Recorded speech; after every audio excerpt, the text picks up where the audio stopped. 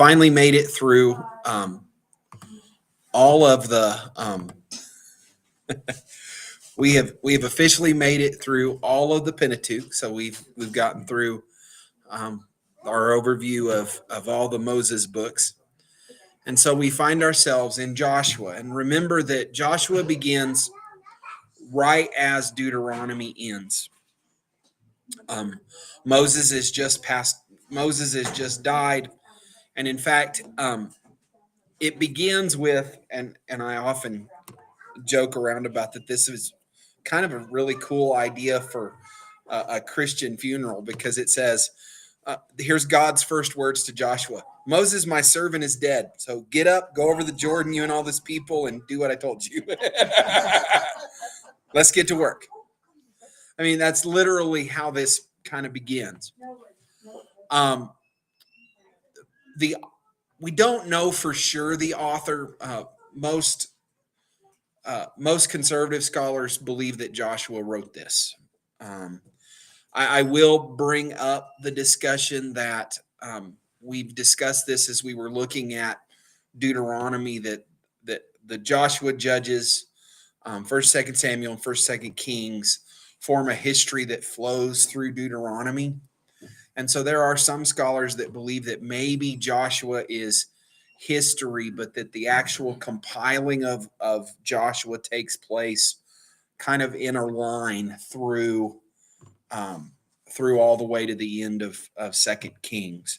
If that is the case, then you're looking at Isaiah or Jeremiah, someone like that. There is some discussion about it. We don't know for sure. I will bring up the fact, however, that if you believe that Moses wrote the first 5, then it is not hard to believe that God had Joshua write the next book without any trouble. If Joshua did write it, then it would have been written right at the end of his life, which would have put it about just before, just after 1400 BC. So it had been just after they had finished the taking of the land. And the main reason I say that is because the most of the details of the story involve the taking of the land. There's several chapters that go through that. And then he will talk about how they divvied up the land. And then right at the end of Joshua, he comes in kind of like Moses did in Deuteronomy and speaks to the children of Israel, gives them some instructions about how they're to live, and a reminder once again to follow God. So that's kind of the idea. To give you a picture of the sections, the conquest is chapters 1 through 12. So chapter 1 through chapter 12 discuss specifically the taking of the land. At the end of chapter 12, at the end of chapter 12, they have completed the taking that takes place under Joshua. I will mention that is not the entirety of the taking of the land. That is the point at which God gave them rest. It's very important to understand that there's a term here, that God gave them a certain amount of the land immediately, and they go through and they do their conquering over the space of probably 20 to 30 years. And then they're given rest. And then at the beginning of Judges, we see again, and God told this clan, okay, now go get the rest, go get some more of the land that I've given you. Now, there is a biblical understanding of that. It's not specifically mentioned in Joshua. However, I will certainly bring this up, that he says, I won't give it all to you in one day, lest you be too small.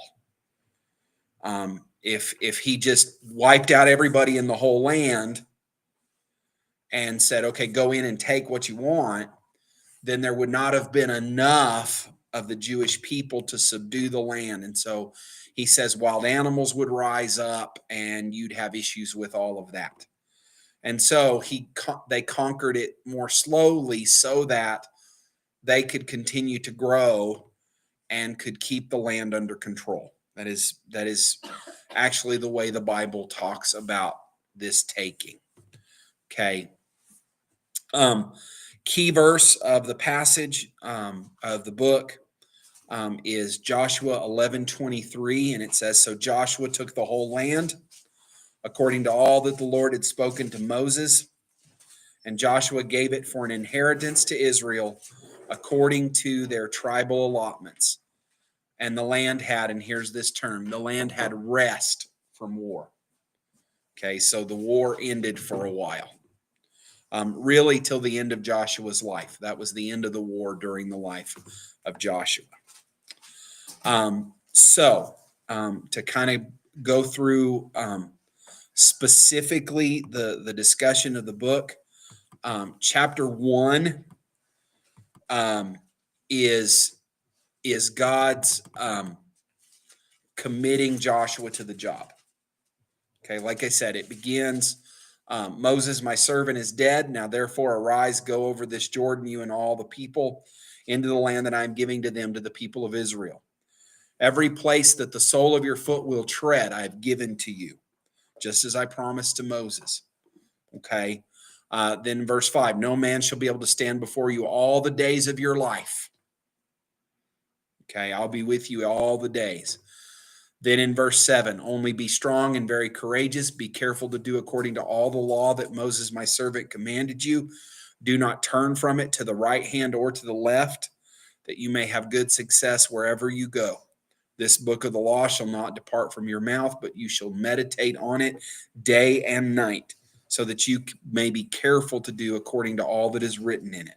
Okay, so Joshua is, we don't know exactly, but probably, if we're being fair, probably in his 60s, maybe a little older. We know that he was, we can make a educated guess that he was older than 20 years old when they failed to go in the first time, which would have been the beginning of the 40 years of wandering.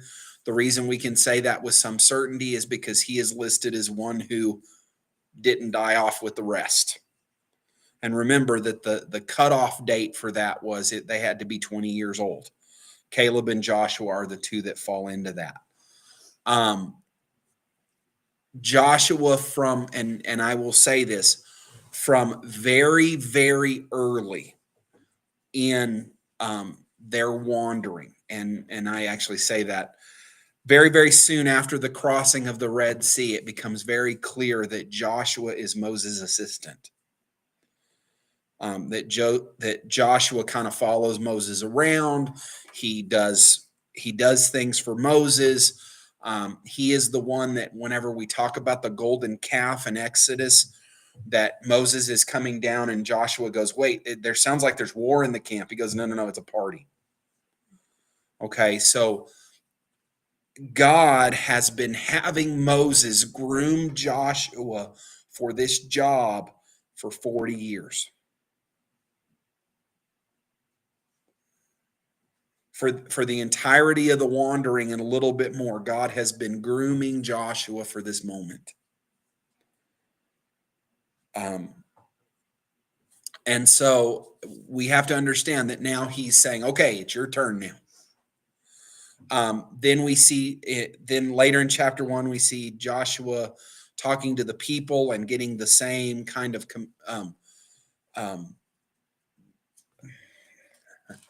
the same admonition from them, and in reverse, him admonishing them to be courageous and to follow the Lord and all of that. Chapter 2, we then move into the sending of the spies. Okay, so remember that the kind of the thing that started the 40 years of wandering is Moses decided to send spies into the land, and he sent one from each tribe, and all but 2 came back with a negative report, and so they didn't go into the land. Joshua sent 2, and he didn't tell anyone he was sending them, just in case. So these 2 men are sent to go look at Jericho. So where they are crossing, Jericho would be the first city they would come across on the other side of the Jordan. Okay. We know Jericho is an incredibly well fortified city. There are some things from history that say that you could have raced chariots on the top of the wall. So the wall was wide enough. So the wall was thick enough, like a 2-lane highway, is the thickness of the wall. Okay. To further push that, we know that Rahab's house was inside the wall. So they had enough space inside the wall to put houses in the wall. Okay. So extremely well fortified, prepared. And so he sends 2 spies to look at Jericho first. They get there. They run into a woman by the name of Rahab. Okay. Rahab is a prostitute. But she chooses to hide the 2 slaves from the guards of the city. And in return, asks them to protect her and her family. She makes a comment. This is very telling of the way this works. The 2 spies come in. They talk to this woman from Jericho, and her statement is, "We are scared out of our minds about you. Everybody in this city is scared that you're coming." Which is what? It's a confirmation that God has already been at work. So they make a commitment to Rahab, and literally the commitment is this. Okay, Rahab, you gather all your family, you gather all the people that belong to you, and you put them in your house. You don't leave. You hang this silk cord, this red silk cord out your window, and you wait. If you do that and you don't turn us in, then we swear by God that we will protect you. If you don't, then it's all on you. Okay. So she lets them out so they can get away from Jericho again, and they come back and report. Okay. Once they've done that, then we have a little bit of a break in chapters 3 and 4, or through the next couple of chapters, where we have Israel crossing the Jordan. However, make sure that you know that before they cross the Jordan, they have a period of time in which they consecrate themselves. Okay, they clean themselves for the purpose of crossing. Then once they've gone through, then you have a discussion in chapter 4 of them setting up a memorial. Okay, this is a very part of really as we go forward through the discussion of Israel, is that there are several places where it will say that they set up a memorial. Okay, in this case, as they're crossing the river, Joshua has 12 men, one from each tribe, grab a big rock out of the middle of the Jordan River. Remember that when they cross the Jordan, it is in the middle of the flood season. So understand that like a lot of rivers in that area, you have this kind of idea. You have a rainy season, and you have a season where the river runs harder than other times. Okay. For the US and all of that, if you think of like the Colorado and that, it's during the snow melt season. Okay. When the snow's melting, all that water's coming down out of the mountains, then the river runs heavier. And it says that it's under such a flood stage that it is broken over its banks, it's spilled over. It is at the time you would not want to cross the Jordan. It just literally is what's going on here. It is the absolute worst time to ford it. And God stops it. Okay, it basically says he piled it up. I wish I could see this, but here's the vision I have, is that literally there is a place where it says that they saw that there's this massive pile of all this water that was running down the Jordan, and it just gets stopped as surely as if there was a dam there. They cross on dry ground. As they get to the middle, as the ark steps in the water stops. They cross over. when the ark stands in the middle while the entire group of well over 1 million people cross through the riverbed. They have the guys that they had called to grab the stones, go back out, grab rocks, and then the Ark of the Covenant comes up. As soon as the priests who are carrying the ark step out of the water, step out of the riverbed, the water comes rushing back down in every bit as flood as it was before. Okay. So I'm going to ask this. I want you guys to think about it. Why would it be important for God to do this particular miracle at this particular time? Okay, a reminder. But what is it that happened when they left Egypt that nobody alive now saw? Right.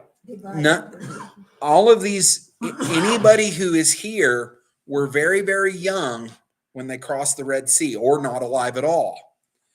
And so God does another water miracle that is just, incredible, to take a river at the heaviest flood stage of the year and just go, nope, stop.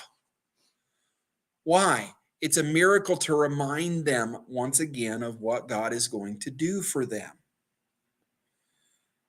Now, this is an important element, because here's the fun part of this, because it also comes back to the discussion of the wandering that we dealt with after they wouldn't go in the first time.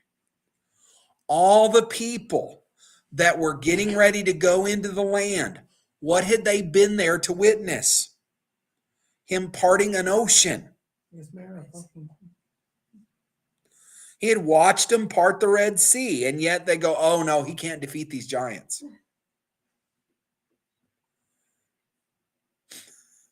It's exactly what happened.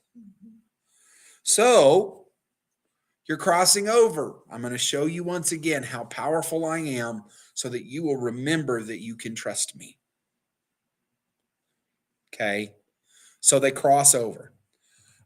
It tells us in the scripture that they cross over, and that then in chapter 5 we have another incident go on. In chapter 5, they go in and circumcise all the ones that were born while they were wandering. So while they were wandering, they didn't circumcise their kids. So they cross over into the land of Canaan, and God says, hey, you got to get the covenant stuff fixed. And so they go in and circumcise all the people. So, I mean, some of them are not young people anymore, but they go in and circumcise all the males. And then it literally says that they laid around for a few days while they recovered, which I can't imagine, but that is the discussion. And then we have also the first Passover in Canaan. Okay, at the end of chapter 5, they have the Passover. So it tells us what time of year. Okay, so they camp in the plains of Jericho on the first month of the year, and they have their time for the Passover. Also, this is the point where the manna stops. Okay, so for the first time, they ate the fruit of the land of Canaan, the fruit of the promised land, and God stopped sending the manna. Okay, then we have the visit of the commander of the army of the Lord. I will mention this to you. It says it's an angel of the Lord. The way it is phrased and the way it is dealt with, almost certainly an appearance of Jesus.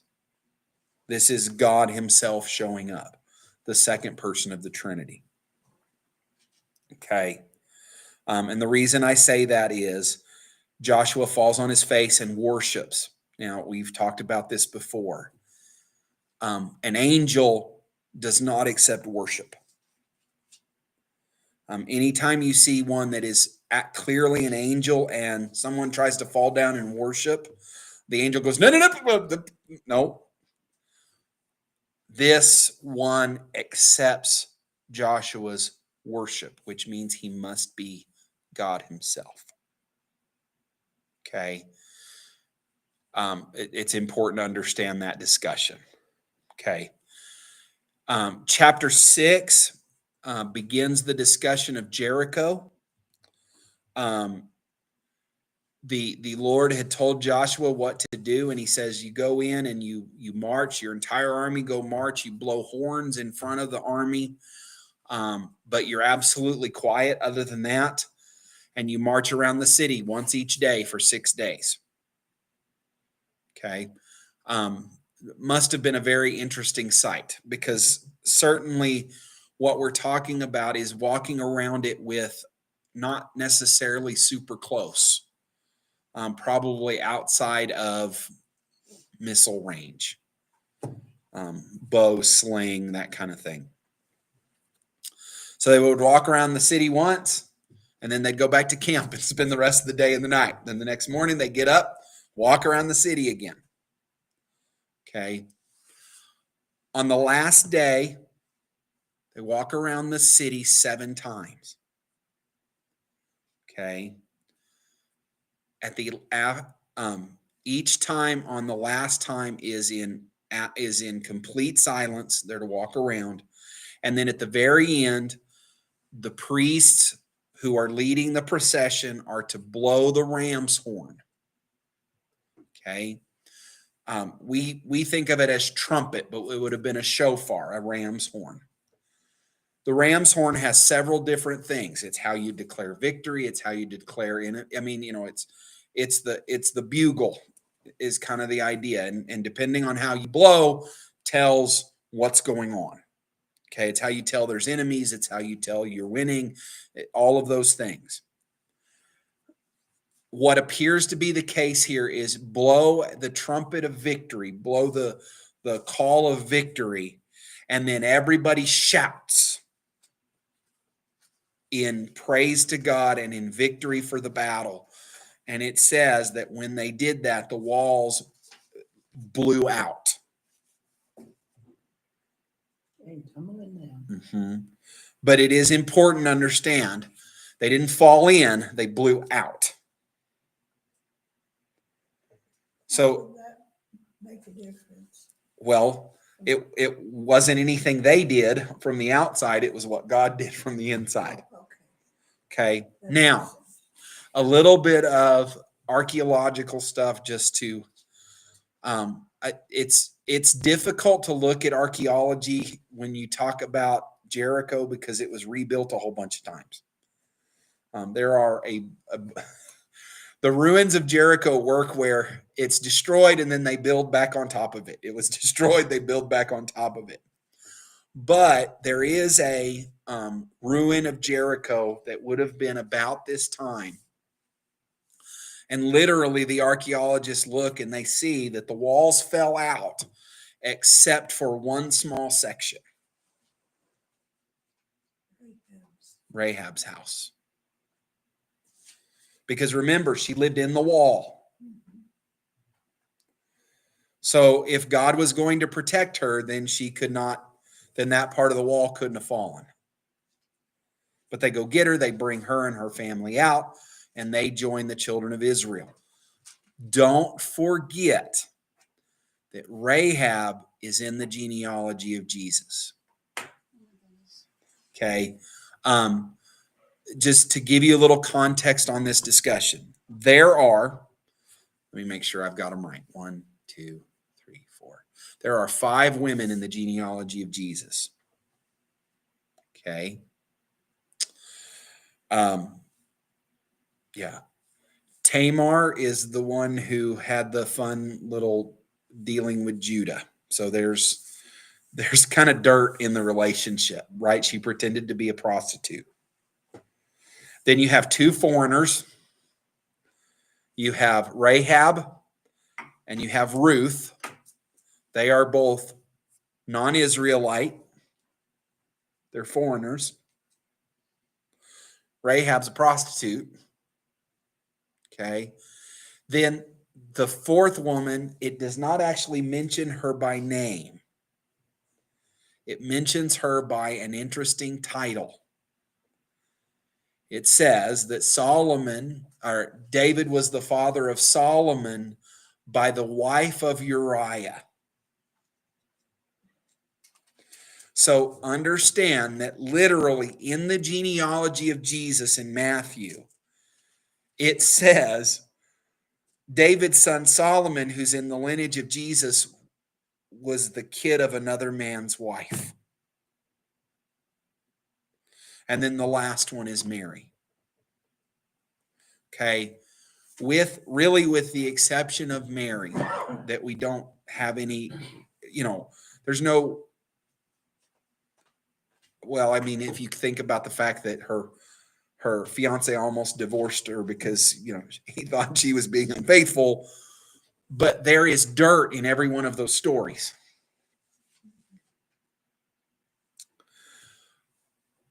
But when we look at this story, we've got to recognize that Rahab's faith in God in the midst of a pagan world, in the midst of a pagan city, to go, I want to stand with you, is the reason for her survival and the reason for her very honored place in Scripture.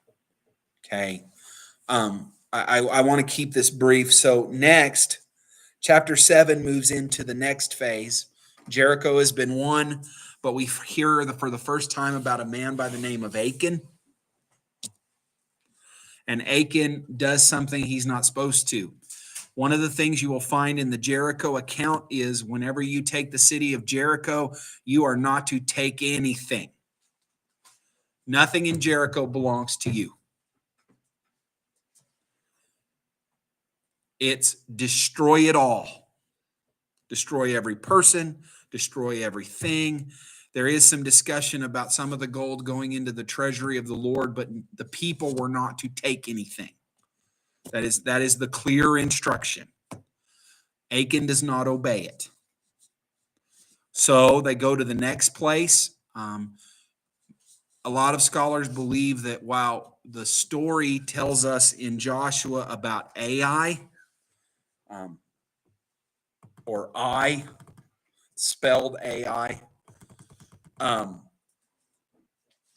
they try to go and attack Ai, and God's presence is not with them because of Achan's sin, and so they get beat up. They all kind of freak out and are like, oh, why did we lose? God, did you abandon us? And God goes, well, there's sin in your camp that you need to fix. And so we see this very, very, and there's no other way to say it, brutal reaction to sin in the Hebrew camp. God reveals Achan to Joshua.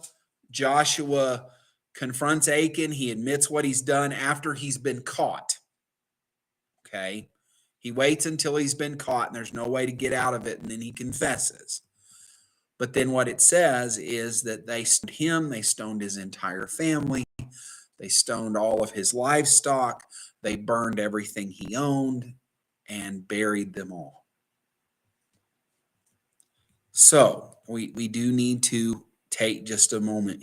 Why is there an example made here? So that the others won't do it sooner. They were going to go into land where there was lots of idol worship, false gods, and they needed them to be obedient. So it's an example.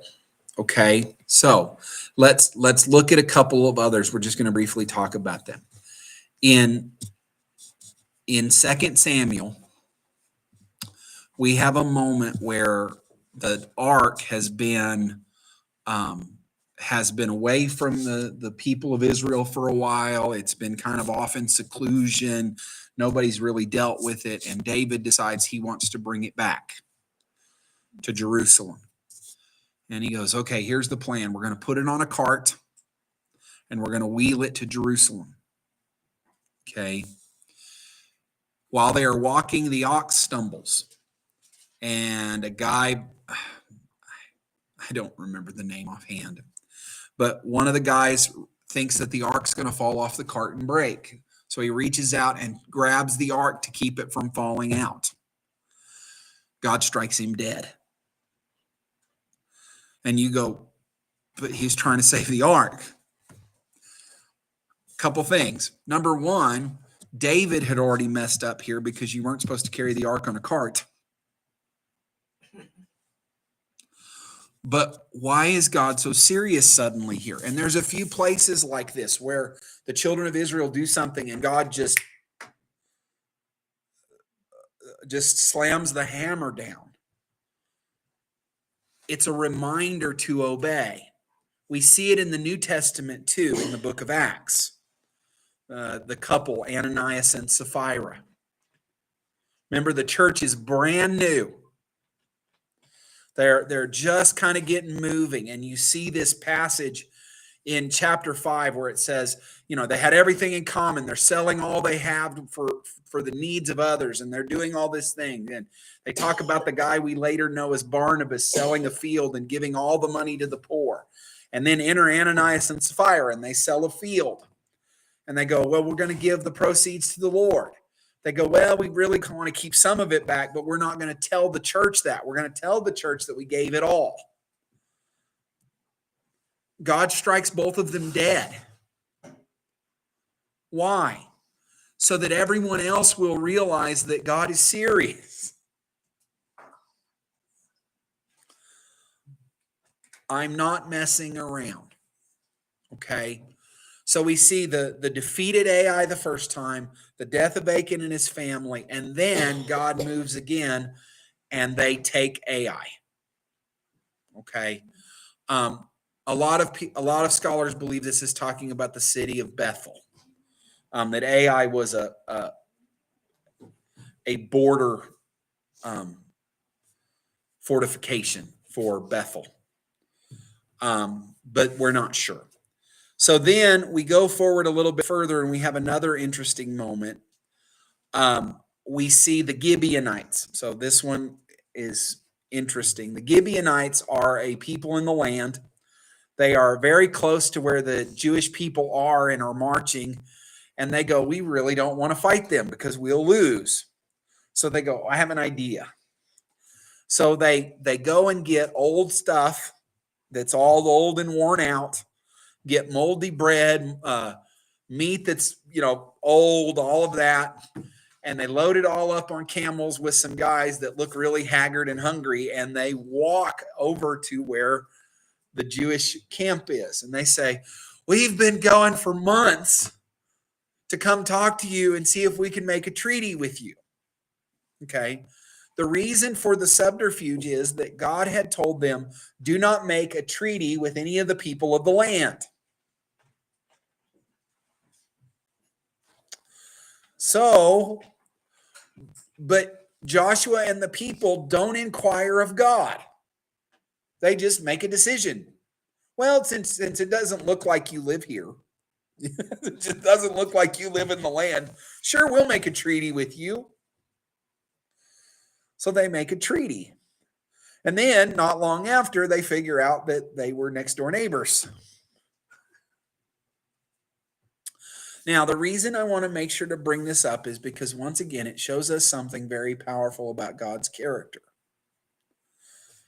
Did the Gibeonites lie to get their contract? To get their covenant? Yes. Did God then tell the Hebrew people that then you're not bound by it?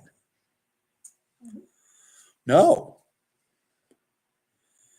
In fact, he said, nope, you made the covenant, you're bound by it. Now, the Gibeonites later, what really seems to be the case is in all ways, shapes, and form, they become Jewish people. They're foreigners, but they cut wood and carry water for the temple. They become a labor class of the worship of the temple and all of that. And in fact, when we get a little further into the Bible, into Samuel, the end of Samuel and the end of the life of David, we find out that Saul got himself in trouble with the Gibeonites because Saul decides that he's going to punish the Gibeonites for what they did all those centuries before. And I mean, we're talking 2-3, a couple centuries before at this point, and he's going to wipe the Gibeonites out. And so he attacks the Gibeonites, and later in David's reign, there comes this moment where God says, well, I'm displeased because because Saul broke his covenant with the Gibeonites.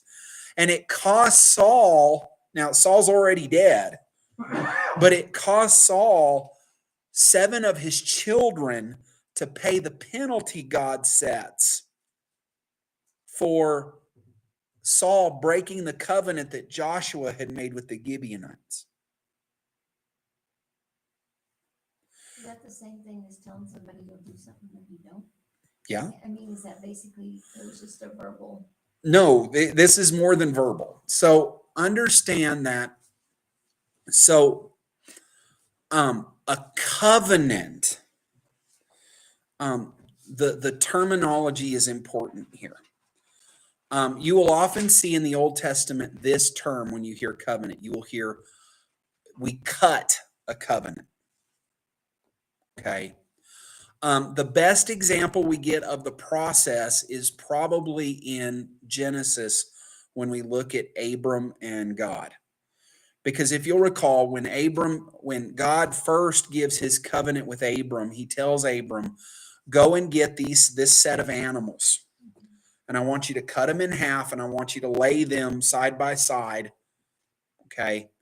And it says that he does that and then he spends 2 or 3 hours keeping the birds off of them. And then when it gets dark, this smoking oven, this smoking torch, passes between the pieces of cut animal.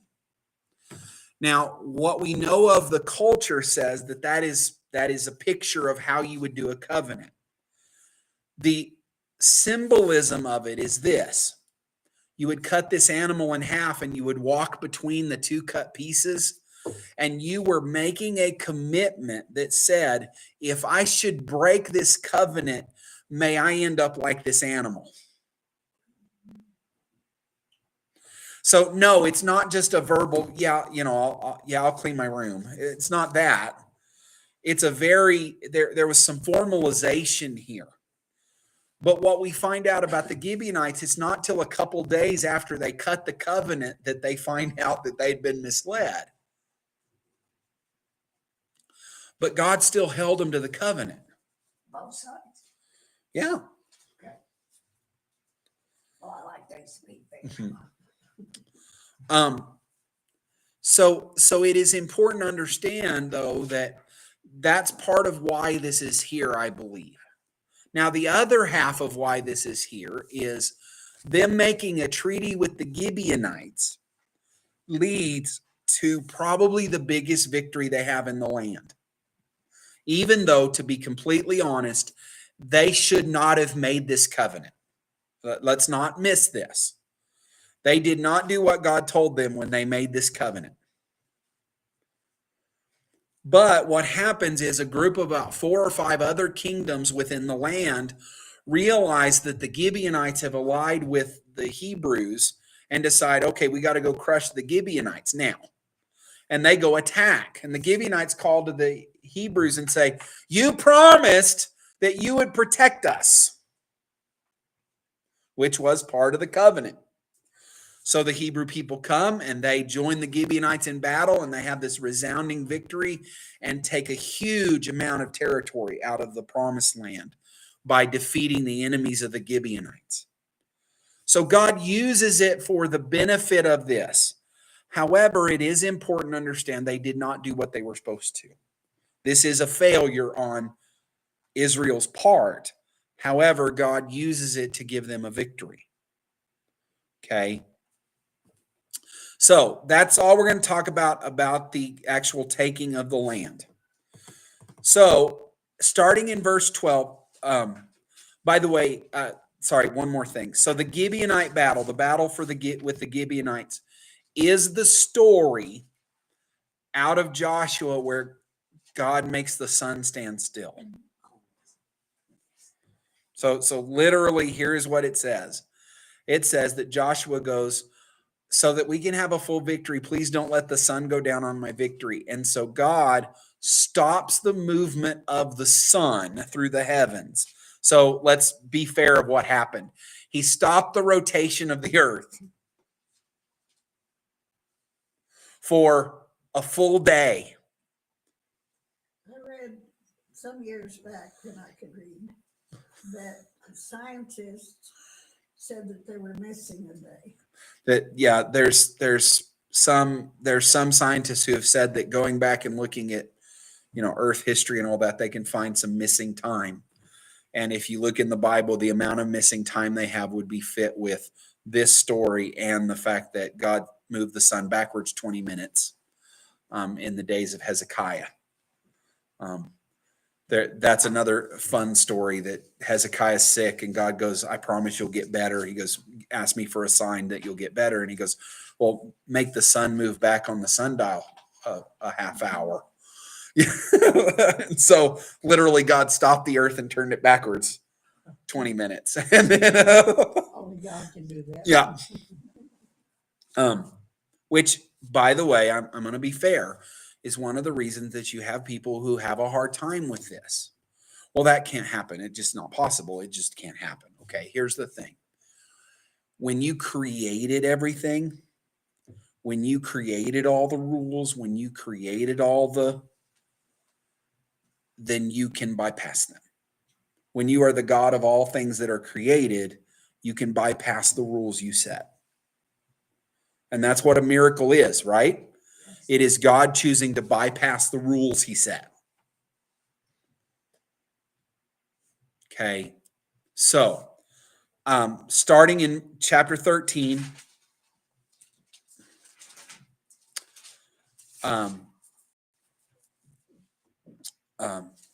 well, chapter 11, chapter 12 talk more about other places they took, other kings they defeated. It's kind of an overview of all of that.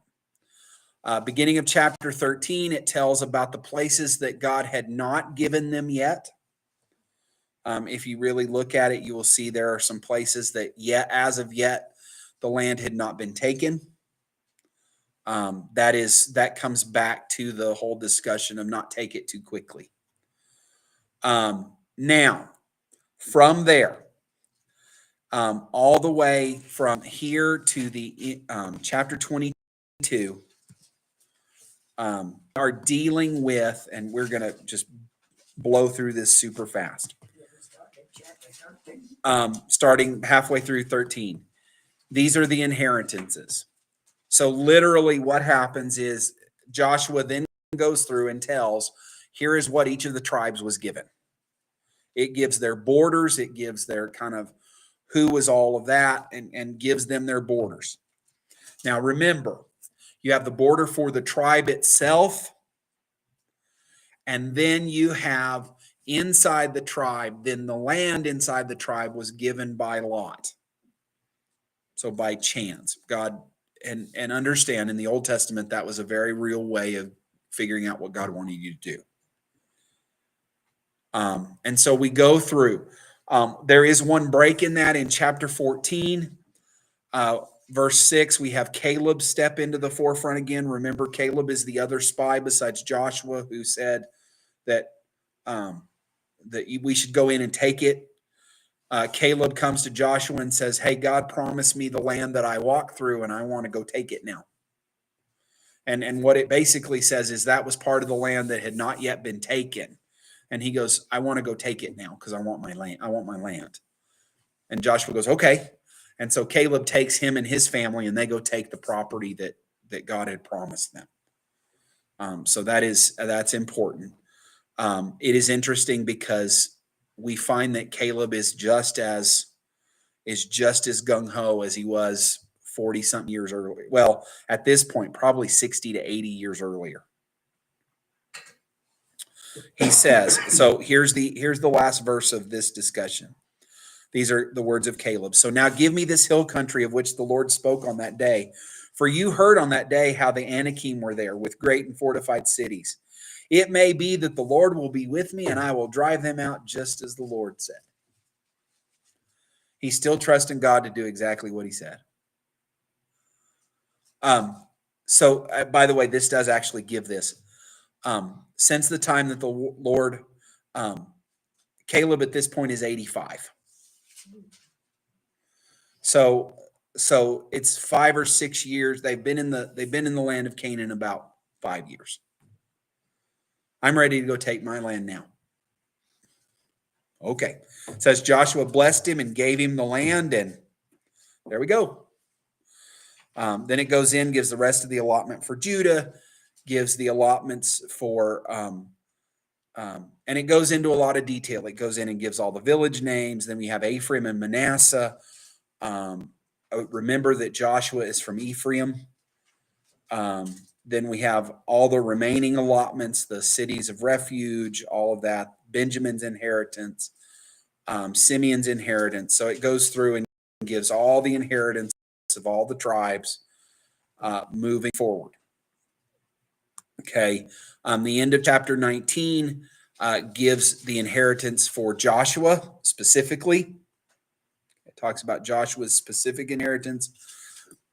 Then in chapter 20, about the cities of refuge. We had talked about those in Deuteronomy. Then in chapter 21, it talks about the allotment for Levi. Okay, so now remember, Levi is the tribe that does not get its own ancestral land. Okay, it doesn't have a tribe. It lives within all the other tribes. But what God said was, what we're going to do is each of the tribes have to give a certain number of cities to Levi and the surrounding pasture land. So this goes through that discussion of where all of their cities are and where their pasture land is and how they got their part of the inheritance so that they had. And it goes in and talks about all of that. Okay. Can we actually know what these boundaries are today, or is it? We can estimate. Like the cities are no longer there, and so it's very hard to do that. However, they can come pretty close. If you go in and look at a map, the boundaries are fairly close. Do we know exactly? It's not exactly like, driving down the interstate and, welcome to Texas, maybe not that close, but at the same time, let's be fair. Even today, some of those boundaries, there are still places when you talk about county boundaries and, even here in New Mexico that, or school district boundaries. I chuckle about the fact that I had a kid on my bus for many, many years that the road where you pulled in to go to his house was in one school district and his house was in a different school district. And so you had to figure out how you were going to do that because technically the bus couldn't come into the other school district to turn onto the road to go to his house without permission, even though his house was in their school district. So, I mean, there are still some of those type of things where boundaries become, but clearly they would have understood all of that. And really, whoever's writing this is using things that they would have understood to know the boundaries. Once they finish with all of the boundaries, okay, chapter 22 is the tribes from the eastern side of the Jordan going home. Okay, they've finally been given rest, and so now they get to go home to their lands on the eastern side of the Jordan. Okay. Then we have an interesting moment where there's almost a war in the children of Israel because the people of Reuben and Gad and the half tribe of Manasseh make an altar on the east side of the Jordan. And the people on the western side of the Jordan throw a fit. They're going into idolatry. Oh, my word. And so they actually gather up in military force to go, and they get to the border, and Reuben, Gad, and Manasseh go, no. It's just a remembrance altar. Remember, like the one it's just a reminder of what God has done. We're not doing sacrifices there. We're not worshiping there. We're not doing any of that. It's just a reminder. And they're like, okay, we're good. Okay.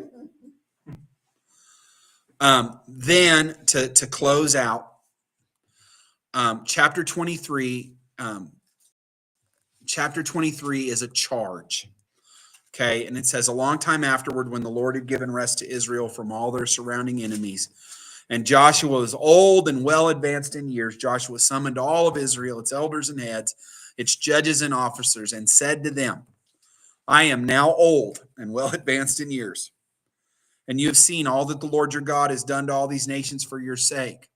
for it is the Lord your God who has fought for you. Okay. Behold, I have allotted to you as an inheritance for your tribes those nations that remain, along with all the nations that have already been cut off from the Jordan to the great sea of the west. The Lord will push them back before you and drive them out of your sight. You shall possess the land just as the Lord promised you. Therefore, be very strong and keep and do all that's written in the law of Moses. Okay, then in verse 14, I'm about to go the way of all the earth, so I'm going to die pretty soon. Okay, and I want you to remember that if you follow the Lord, it'll go great. If you don't follow the Lord, it won't go well. Okay, and then in chapter 24, we have a renewal of the covenant again. Okay, and so this is the idea. Remember this covenant that you guys have been following that started at Sinai and then was renewed at right before you entered the land as Moses was about to die. Now I'm renewing it with you again to remind you of what you've said you're going to do. And then at the very end of 24, we have this very, very powerful discussion that he says, you guys need to choose who you're going to serve. And the people say, oh, we're going to serve the Lord, obviously. And Joshua goes, I don't think you're able to serve the Lord. No, we're going to serve the Lord. And he kind of closes it with, choose today who you're going to serve. You can serve the gods of Egypt that you left, or you can serve the gods of the land that you're now in, or you can choose God. My choice, and as for me and my house, we will serve the Lord. And they say, oh, yes, we're going to serve the Lord. And Joshua goes, okay, so there's witnesses against you that you've said you're going to serve the Lord. So if you don't, then there's witnesses that you said you were. And so that's how Joshua kind of completes, is that with the children of Israel saying, we have chosen that we are going to serve the Lord. And then we have Joshua die, and that ends the book of Joshua. Okay. Now we'll find out next week when we get into Judges that didn't last very long. But The book of the law, is that Genesis through Deuteronomy. okay? Anytime you see in the Old Testament the discussion of the book of the law, that's what it's talking about. It says, and Joshua wrote these words in the book of the law. So then that would be Joshua too. that would be part of that. Now, when you get into Jewish culture, you will find that they separate the 5 books of Moses. You can make the book of the law the entirety of the Bible as they had it, which at this point would have been Genesis, Exodus, Leviticus, Numbers, Deuteronomy, and then Joshua, because that's all they would have had. But as you get a little further, you hear this discussion of the law and the prophets when you get into Jesus's life. The law is the 5 books of Moses, and the prophets are kind of everything else. That's probably a little bit of a broad explanation of it, but that's kind of the idea. There is a separation in Jewish culture of the 5 books of Moses and the rest. They're all equally important, but they do hold the Pentateuch to be very, very important. Even though a lot of times they don't follow it anymore. Any other questions? All right. I hope this was informative, and I hope that you guys have a good rest of your day.